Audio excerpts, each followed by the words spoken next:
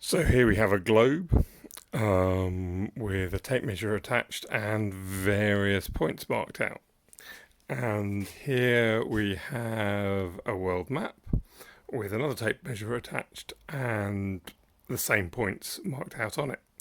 This is using a Mercator projection, whereas obviously this is a sphere, so a much more accurate representation of the world. And here we can see that if you measure down to Accra in Ghana, it's reading out at about 14 and a half. And if you do it on the world map, it's only slightly larger at about 16 and a half. And you can also look at somewhere like this part of Canada, which is directly west of the UK, and a straight line to that is going almost up to Greenland, or even you can go and visit San Francisco, where a straight line takes you all the way up over Greenland.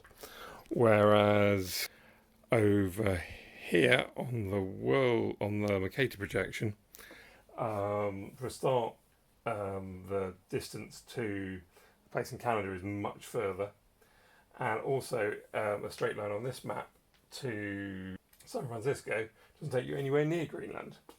And whilst the direction is correct, and because Mercator projections preserve direction, if you go just slightly south or west and keep going, you will get to San Francisco. It's not at all the shortest route on a globe, because that would involve going on the globe what looks like a huge curve, whereas a straight line on the globe involves changing direction and taking what's known as a Great Circle to San Francisco. When developing this exhibit, I wanted to produce my own map so as it would match the globe, and I went down a bit of a rabbit hole in writing some code to make basically any projection of map you like, including some really quite weird ones. For example, a map whereby all distances from one point, in this case Leeds, are correct or exactly the same as on the globe. So you get some really weird distortions of things a long way away from Leeds. But Leeds is, but if you want to measure a distance from Leeds to anywhere else in the world, it works beautifully.